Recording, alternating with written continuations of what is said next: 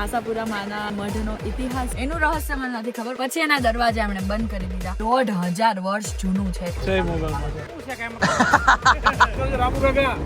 રામુ કાકા ઓલો મારી હામો જોવે છે. મોર્નિંગ ગાઈઝ, ધ રિયલ નથીમાં આપનું હાર્દિક સ્વાગત છે. સવારમાં ઢોળિયાની સાથે અમે લોકો અત્યારે ઉઠી ગયા છે. ઢોળિયાની સાથે નથી ઉઠ્યા તો બેડ ઉપર છીએ, પણ આવી ગયા ત્યાં ઢોળિયા ઉપર. અમે રસ્તે રખડીએ છીએ, તમે જોઈ શકો છો. એનું સૌથી મોટું કારણ છે ઘાયલ શાયર. ચાલો સવારની લગભગ હું 4 ફોન કરી ચૂકી છું, લેકિન નહીં. પણ ફોનમાં એવું કહે કે પાણી નહોતું આવતું, આ નહોતું આવતું, તો સીધે એમ નહીં કે તો મારથી ઉઠાણું નહોતું. અને બધાની ગાડીઓ જવા લાગી છે. અમારો સામાન ત્યાં પડ્યો છે, અમે અહીંયા પડ્યા છીએ. અમારો કેમેરો ત્યાં પડ્યો છે લાઈન, જેને યુઝ નથી કર્યો બિલકુલ કાલના દિવસમાં. તો આજે અમે લોકો શાયરથી જઈશું કચ્છનું વ્હાઈટ રણ.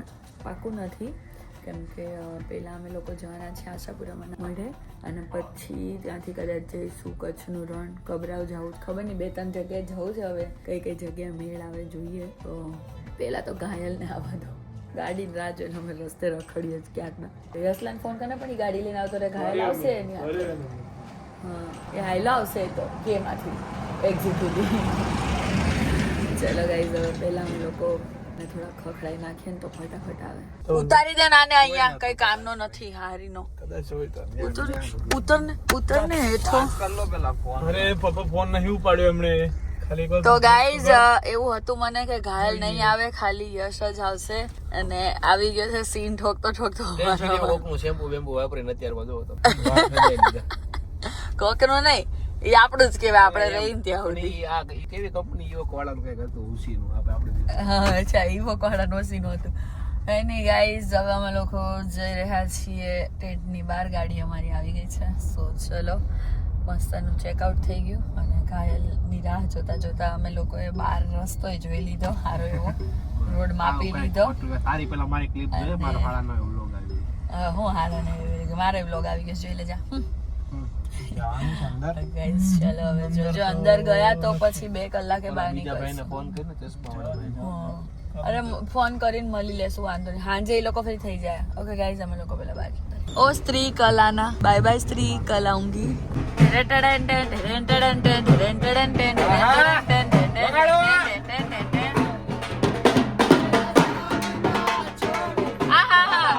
લઈ જા જા, અંદર ઘુસી જા. તારું દાચું લેવાનું છે ને, ઘુસી જા. ભાઈ લે, ભાઈ ને અરે ભાઈની હાઈટ છે ફૂલ. ઓહો કેવડી હાઈટ હતી એ. મારી જેવી તો 2 ઊભી કરો ને, એકની ઉપર બીજી એવડી હાઈટ. અહીંયાથી આમ ફરીને ઈતાએ આ થાર જોઈ હશે. બે બાજુમાં જ હતી આપણી. અને આપણી વચ્ચે છે ઉનંતી. તમારા પપ્પા જેવું કર્યું. કચરો બારે માસ યો. તો ભાઈ બીજું બધાને મળીને, બીજું મિલન બધાને મળીને હવે અમે લોકો નીકળી ગયા છે માતાના મઢ તરફ. અને કેટલું છે? 117. કિશન માટે એક ટાસ્ક છે. 117 કિલોમીટર અહીંયાથી રસ્તો છે. મેપમાં બતાવે છે. મેપમાં કેટલું બતાવે બકો? 1 ને 6 પહોંચી જાશું. 116 કિલોમીટર. 116 કિલોમીટર છે. મેપમાં બતાવે છે 1 ને 6 પહોંચશું. અને મંદિર બંધ થાય 1 વાગે અને પછી ખુલે 3:15 વાગે. એટલે કિશનનું કેવું એવું છે કે 12:30 પહેલા હું તમને ત્યાં ટચ કરાવી દઈશ, એટલે આપણે દર્શન થઈ જશે. તો કિશન માટે ટાસ્ક છે, હવે જોઈએ. કિશન માટે ટાસ્ક છે એમ થઈ જાય તમને. ટીશન હજી પાછું ટીશન જ થાય સર. કિશન માટે ટાસ્ક છે બહુ મોટો. જોઈએ હવે એ કઈ રીતે કમ્પ્લીટ કરે છે. તો ચલો જઈ રહ્યા છીએ આશાપુરા મારા મઠ. ગાઈસ પહોંચી ગયા છીએ. ઘાયલે કેક કાપી લીધી. લઈ લઈને ભાઈ એટલા સારા જેમ કે દર્શન કરીને પૈસા આપજો. તમે શાંતિથી દર્શન કરી. અમે લઈને ક્યાં જતા રહેશો? ના ફટાફટ ના આવ્યો ઘણી બેન કે છે ભાઈ પૈસા રિટર્ન આરામ. અરે નાના ખ્યાલ છે યાર, આ તો વાત છે. માતાજીનો પ્રસાદ જોડા દે દે. અમે તો રજવાડા વાળા માતાજીના દર્શન માટે હવે અમે લોકો નીકળી રહ્યા છીએ. અને અમે લોકો જઈ રહ્યા છીએ કલર ના કહેવાય આ. માતાજી દર્શન કરાવે. જો ઉપર જઈને લઈ બળતરા થાય. સરસ મજાના દર્શન કરી લીધા છે માતાજીના. બહુ સરસ મજાના દર્શન કરાવ્યા છે નામ લે બાજુ તો કેમેરા તો પહેરે કાયલ મિનિટ પણ ભાઈ દર્શન કરાવ્યા છે અમારા. ના ભાઈ ના કૃપા પરમ કૃપા. અને અંદર ભાઈ હતા એ પણ બહુ સારા એવા હતા, જાણ પહેચાનના, એટલે અમે સરસ મજાના દર્શન કરાવી દીધા બધાના. અને પાછો માતાજીનો પ્રસાદ લઈને અમે પાછા પ્રયાણ કરીએ છીએ નખત્રાણા તરફ, કેમ કે હવે અમને લાગી છે ભૂખ. અને રસ્તામાં હું તમને આશાપુરામાંના જે મઢનો ઇતિહાસ છે હું તમને રસ્તામાં કહીશ. તો કેમ કે મને એકલીને જ ખબર છે, ત્રણેયને પણ નહીં ખબર, એટલે આ ત્રણેય પણ સાંભળશે, તમે પણ સાંભળજો, હું કહીશ. વક્તા શ્રી ઉન્નતિ પટેલ. હવે તમને હું વક્તા શ્રી ઉન્નતિ પટેલના મુખે તમને મા આશાપુરાના પ્રાગટ્યના 2 દંતકથાઓ જે સાંભળવા મળવા જઈ રહી છે તે આ લોકોએ પણ નથી જે સાંભળેલી. સો મારા ભક્તજનો પણ એ પણ સાંભળશે અને તમે પણ સાંભળો. તો કેવું નામ પાડ્યું, બેનશ્રી. સો ગાઈઝ, આશાપુરા માનો મઢ એટલે કચ્છમાં આવેલા છે. એમના પ્રાગટ્ય કચ્છમાં થયું હતું. સ્વયંભૂ મૂર્તિ છે. એમની મૂર્તિ 6 ફૂટની છે, જેની ઊંચાઈ 6 ફૂટ, પહોળાઈ 6 ફૂટ, એટલે એટલી વિશાળકાય મૂર્તિ છે, માણસ જેટલી, માણસથી પણ ઊંચી લાગે, કેમ કે ઓબ્વિયસ છે કે થોડી ઊંચી હાઈટ ઉપર મૂકેલી હોય. અને એમાં 7 જોડી આંખ છે. હવે એ આંખનું રહસ્ય મને નથી ખબર, અગર તમને ખબર હોય તો કમેન્ટ કરજો. એનું રહસ્ય મને નથી ખબર, પણ મને જેટલું ખબર છે એટલું હું તમને કહું કે કચ્છની ધણિયાણી કહેવાય આશાપુરામાં, કેમ કે કચ્છ દેશના જેમ કહેવાય ને કે પ્રમુખ, નાયબ, PM, CM, રાષ્ટ્રપતિ જે કોઈ બધું આશાપુરામાં છે. અને એને દેશ દેવી પણ કહેવાય છે. એટલે મેન કિશને રીલ પણ બનાવી છે, પણ જોઈ લેજો ઇન્સ્ટાગ્રામમાં જઈને, દેશ દેવી ધણિયાણી, કચ્છના ધણિયાણી આશાપુરામાં. તો આમાંની એક કથા એવી છે, 2 કથાઓ છે બાય ધ વે, બંને અલગ અલગ છે, એટલે કઈ સાચી છે આપણને નથી ખબર, પણ એક કથા એવી છે કે રાજસ્થાનના એક વેપારી, વાણિયો કહેવાય કે જૈન વેપારી કચ્છમાં વેપાર કરવા માટે આવ્યા, અને એમનું નામ હતું દેવચંદ વેપારી. એ કચ્છમાં વેપાર કરવા આવ્યા, એટલે ફરતા જ્યાં અત્યારે આશાપુરામાંનું મંદિર છે ત્યાં આવીને એમણે એમનું પેલું, આપણે મતલબ થોડુંક હું છે ને મોડર્ન શબ્દમાં બોલીશ પણ તમે સમજી જજો, આપણે એમ કહે ને છાપો નાખી દીધો, ટેન્ટ બાંધીને રહેવા માંડ્યા, એવું એ જગ્યાએ એ રહેવા માંડ્યા. અને ત્યારે સમય હતો આસો મહિનાનો, એટલે નવરાત્રી હોય, અને ફૂલ ભક્તિભાવ વાળા હતા, એટલે એમણે 9 દિવસ માતાજીની ફૂલ સેવા કરી. ત્યાં આગળ નાનકડી મૂર્તિ જેવું બનાવ્યું અને એની સેવા કરી બહુ વ્યવસ્થિત રીતે.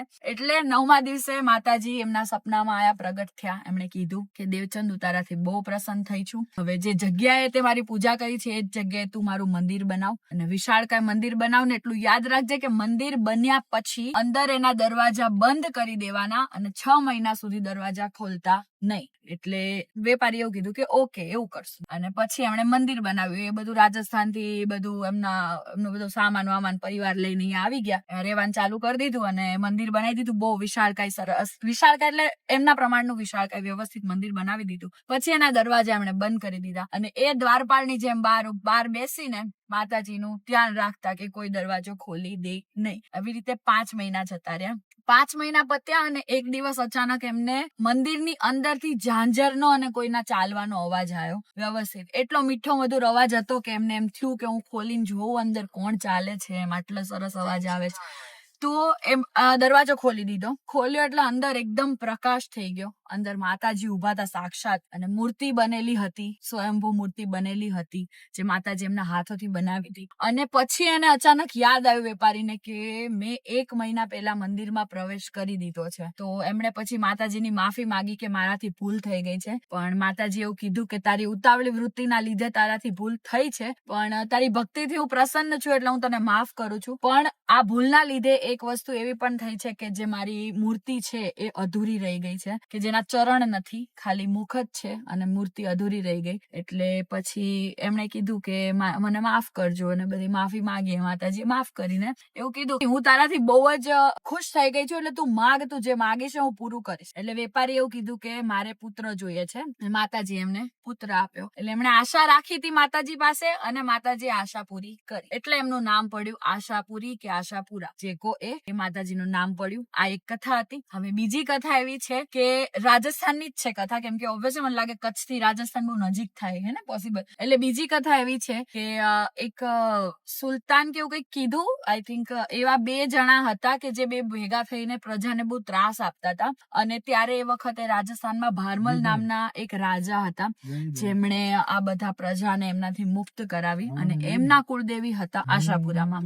તો એમણે માતાજીને બહુ પ્રાર્થના કરીને એવું કીધું કે તમે અમારી સાથે કચ્છ આવો. એટલે માતાજી એવું કીધું કે તું કચ્છ જા, ત્યાંની ધરતી ઉપર એવી જગ્યા શોધ જ્યાં નોળિયો અને સાપ એક સાથે રહેતા હોય. એટલે પેલા જે રાજા હતા એમને તો થોડું એમ ટેન્શન આવી ગયું કે આવી તો કઈ જગ્યા હશે.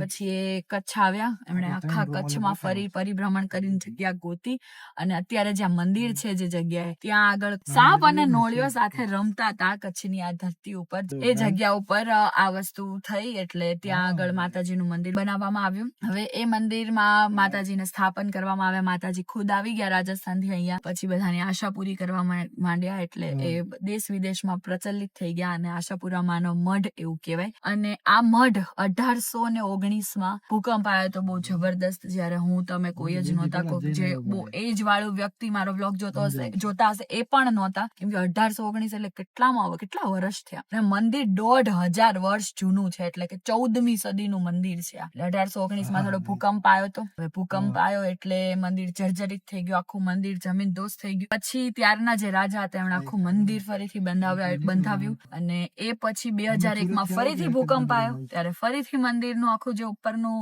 ગુંબજ હોય આખું પડી ગયું હતું. એટલે ત્યાં પછી પાછું અતિ ભવ્ય મંદિર બનાવવામાં આવ્યું. અત્યારે બહુ જ વ્યવસ્થિત ભવ્ય મંદિર બનાવેલું છે, અને ભક્ત લોકોને જવાની આવવાની બધી દર્શન કરવાની બહુ સારી વ્યવસ્થા છે. તમે નોર્મલ દર્શન કરો ને તો બી તમને એમ જ લાગે કે વીઆઈપી દર્શન કરો છો, કેમ કે માતાજીની મૂર્તિ જેટલી નજીક છે ને. લાઈનમાં ઉભા હોય ને તો બી એટલી નજીક મૂર્તિ દેખાય. વ્યવસ્થિત બહુ મસ્ત દર્શન થાય બધાના. અને આવી રીતના આશાપુરામાંનું હતું, જે બી પૌરાણિક કથા, દંત કથા કહેવાય, એવી મને જે 2 ખબર હતી. અગર તમને કઈ ખબર હોય તો તમે બી કમેન્ટ કરી શકો છો મને.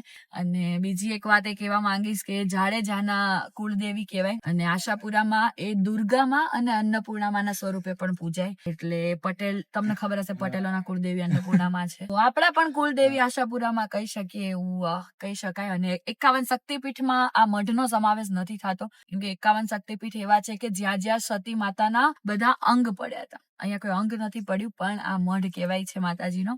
એટલે હશે ભાઈ, અમે આશા આપીને આવ્યા છીએ માતાજીને, પૂરી કરી દે એટલે બહુ ભયો આશાપુરામાં આશીર્વાદ, બીજું તો શું હોય. બરોબર ગાઈઝ, સાંભળી લીધું બધાએ. મારા દિલમાં ભક્તિની કઈક અલગ જ ઉર્મી પ્રફુલ્લિત થઈ છે, પ્રગટી છે.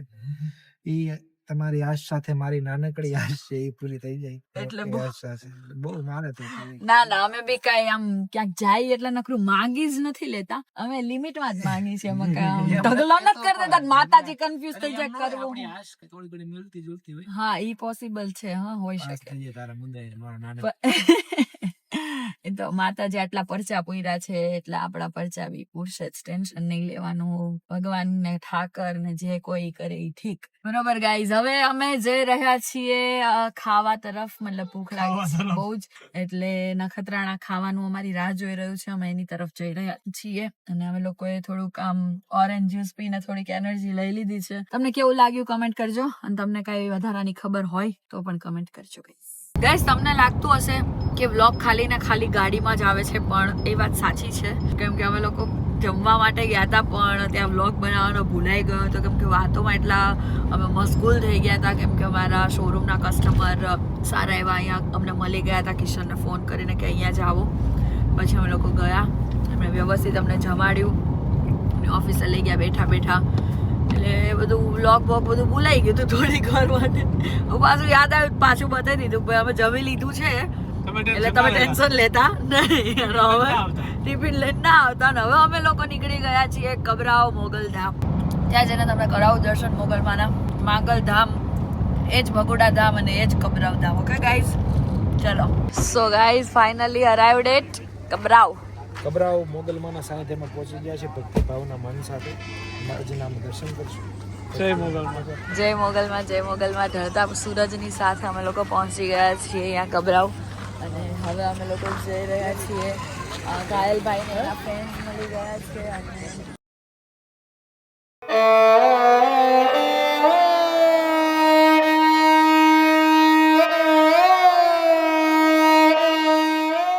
ગાઈઝ અહીંયા પણ અંધશ્રદ્ધાનું પાલન નથી થતું. પહેલાં ડૉક્ટરની દુઆ, પછી મોગલમાની દુઆ એવું કહે છે. પહેલાં ડૉક્ટરની દવા, પછી માની દુઆ. ગાઈઝ ચલો પ્રસાદ ચલો પ્રસાદ તને હું આપું. હા લઉં ઓલા બેને કાંઈ પડી છે જો એ જાણે અમદાવાદમાં ફરતા હોય ને એમ આ અમદાવાદ નહીં કે કોક ઉપાડી જાહે કે હું અને અમારે જો શું કરવું પડે હા એટલે અમારે એમના માટે કાચ સાફ કરી આલવાના હે અહીંયા હું અજીત આવ્યું મોઢામાં ગાઈઝ આખા જીવડાનું ઝુંડ આવ્યું હતું અને અહીંયા પડી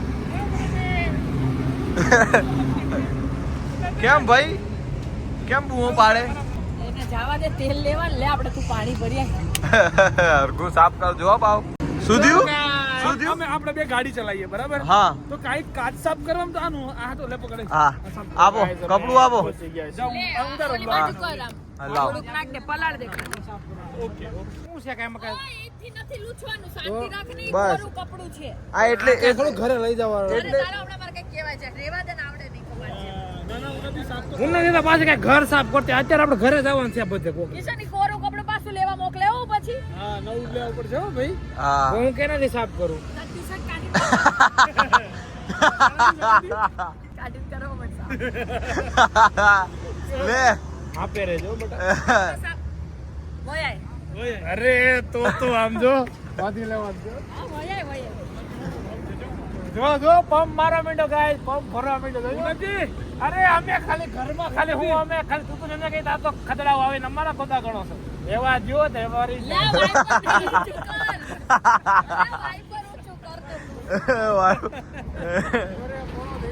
પણ હું લેવા તો ભાગે હું લેવા તો પણ મારવાની હું વાત બોલીને પૂકી દે એ કીધું બગાડવું આ આપું છું ને. હા લે બકા લે લેવું એનાથી ક્લીન કરવા દે. હાર્ટ અને મારા એના પર વજન ના રાખતો તો નવરું થયું તો બહુ મોંઘું પડશે ઈ. પાછા ભાઈ એમાં કાંઈ ન જરૂર લાગે તો કાચ ખોલ નાખ વ્યવસ્થિત હો, સાફ વ્યવસ્થિત કરજો રામુ કાકા રામુ કાકા ફૂલ ના પડ્યું છે સંબંધનો ફાયદો ન ઉઠાયો સંબંધનો ફાયદો નહીં બધું રેડી જ છે હાલે, જોઈ લે. હા રેડી હાલો, છે હાલો. કાલે આવું નતું નથી કાલ તો હતો ને, કાલ થોડી મેં કર્યું પછી હતું. અહીંયા બી હા જરાક એટલે કાચ હા. એ બધું કરી લેવાનું થોડુંક વ્યવસ્થિત જાણજો હું ગાઈઝ મારી ગાડી, મારી પ્યારીનો કાચ તૂટી ગયો છે, તમે જોઈ શકો છો. અહીંથી લઈને અહીંયા કાંકરી અડી છે, થી લઈને અહીં સુધી. અને પેલા ક્યાં તૂટ્યો હતો કિશન? અહીં રહ્યો. અને એ બી કાંકરી જ અડી હતી. ક્યારે તૂટ્યો હતો?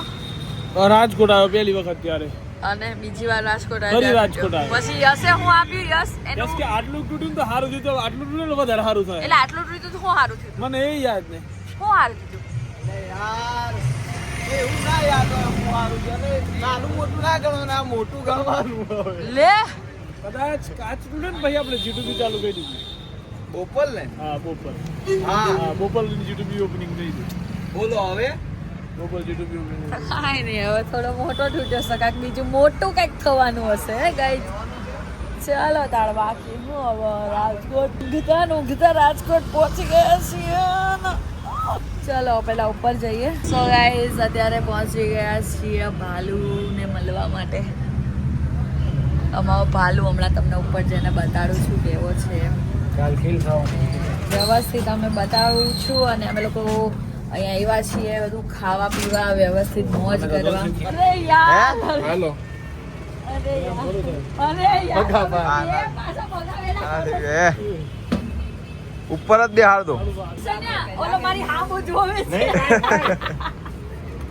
પણ બાઈક સૌ કામ પણ મને હોય દીવો જો ડાયરેક્ટ ભાઈ છે જો એમ આ જો બગ્ગો છે બગ્ગો सो फाइनली गाइस आ चुके हैं यहाँ पे होटल के रूम में और अभी सो जाएंगे। सुबह जल्दी नहीं उठेंगे, हमको पता ही है कि हम नहीं उठने वाले। किशन पटेल सो गए हैं और अब मेरी बारी, कपड़े बदल के फटाफट से सो जाती हूँ। Good night. तो भाई आज के ब्लॉग के लिए तो इतना ही। कैसा लगा हो कमेंट में जरूर बताना। मिलते हैं कल के ब्लॉग में, तब तक के लिए लव यू गाइस, बाय। जय श्री कृष्ण, जय श्री राम, हर हर महादेव, गणपति बापा मोरया।